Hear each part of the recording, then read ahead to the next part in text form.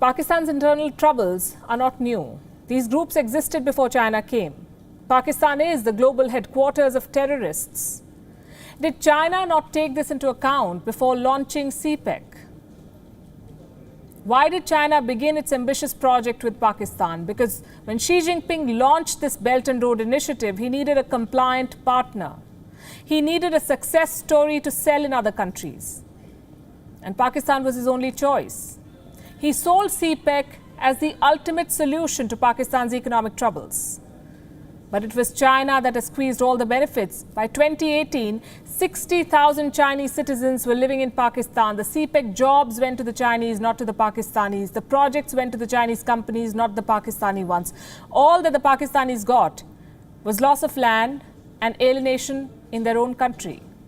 Communities like the Baloch people are among the worst hit. Our next report has more.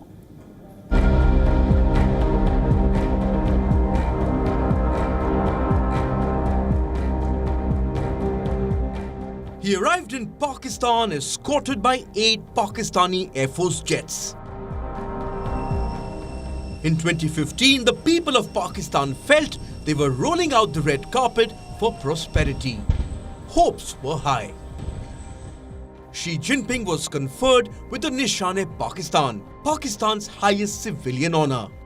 This was after both sides announced the China-Pakistan Economic Corridor. The entire project revolves around Gwadar. The city has boomed after the birth of CPEC. Big crowds began visiting Gwadar.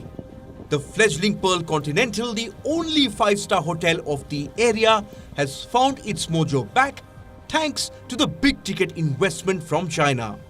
But all of this means very little for the locals of Gwadar. Chinese investments have brought nothing for them except for broken promises. Old neighborhoods have been swallowed by the dragon. Most of Gwadar is still a slum, with people still trying to earn the minimum wage. The Baloch community is vulnerable. They fear that Chinese investments will turn them into a minority. Helpless, some Balochis have picked up arms. They have threatened to target any CPEC project in Balochistan. The threat is a very legitimate one. In 2019, 14 passengers were forced off a bus and killed. Most of the victims were from the Pakistani Navy and Coast Guard. In the same year, the Pearl Continental was attacked.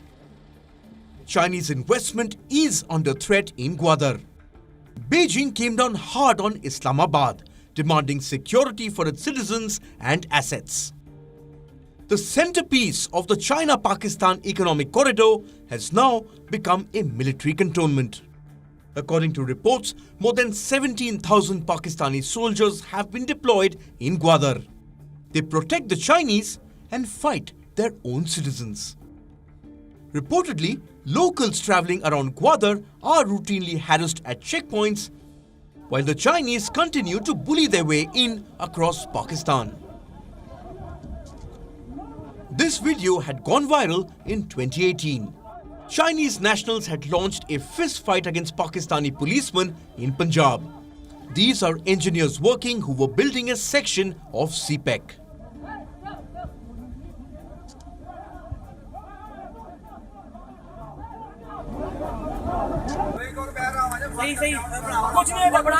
Another video showed a Chinese citizen standing on the bonnet of a police van with the policeman inside.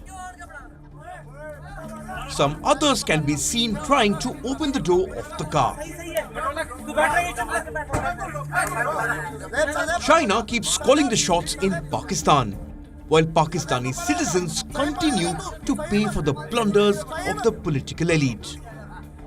Pakistan is at war with its own citizens. Bureau Report, WION, World is One.